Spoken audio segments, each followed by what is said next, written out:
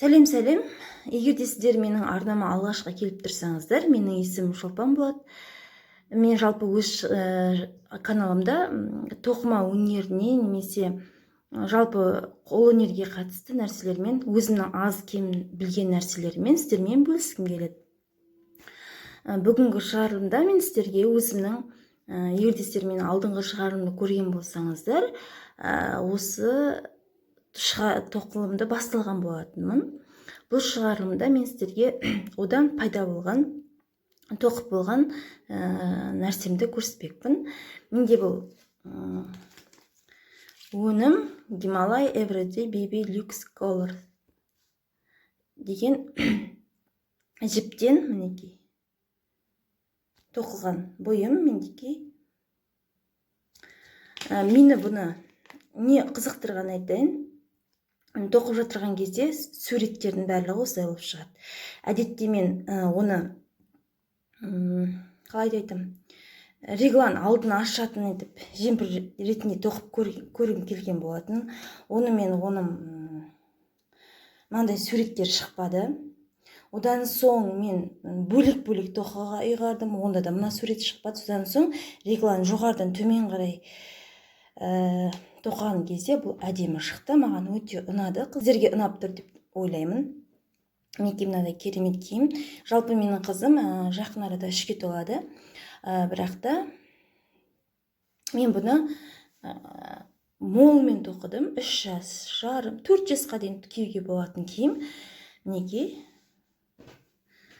мынадай әдемі өрнектерімен. Ешқандай да узор салу керегі жоқ. Бұл менде 100% акрил өнімі. Егер де қарасаңыздар, мінекей мойнын, мен жалпы мойнын тоқыған кезде қатты қыспауға тырысам. Бұл менің бірнеше жылдық тоқылған тәжірибемнің көрінісі деп айтуға болады, нәтижесі деп айтуға болады. Жалпы тоқыдым. Содан соң мен мына жерде жанынан қиғаш өрім жасадым. Мінекей маған өте ұнайды. Сіздерге де көрініп тұр деп ойлаймын. Мінекей. Содан соң жоғарыдан төмен қарай реглан әдісімен тоқи бердік. Содан соң мен деген сіздерге көрсетейін.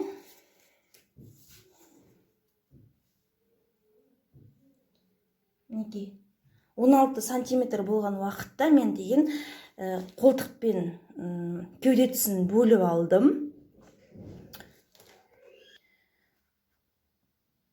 Содан соң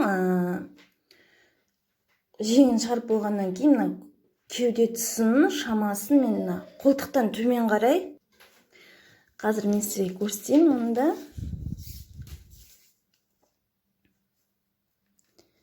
Мінекей 22 жарым. Так, қазір 22 сантиметр тоқыдым. Мына қолтықтан мына жерге дейін, төменге дейін.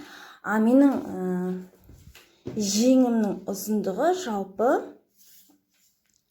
мойыннан ұшына дейін 34 сантиметр болды.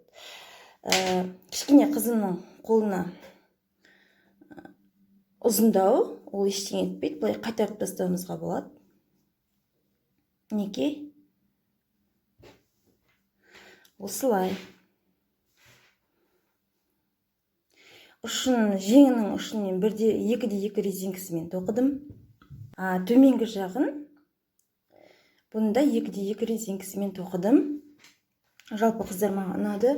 Жалпы алдағы уақытта мен бұл жіпті аламын деп ойлаймын. Одан кейін ерекшелігі менде қолтық тұсынан кейін, қалай деп айтамын, жанында, киімнің жанын мен мынандай резинкамен тоқыдым.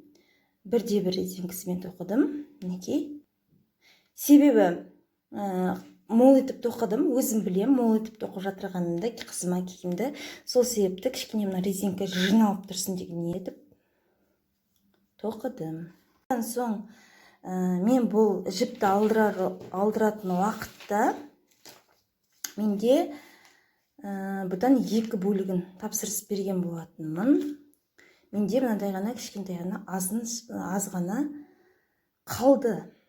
Енді бұған қанша грамм жіп кеткенін қарайық. 176 грамм жіп кеткен, көріп тұрсыздар ғой да? 176 грамм жіп кеткен, яғни менде 33 граммы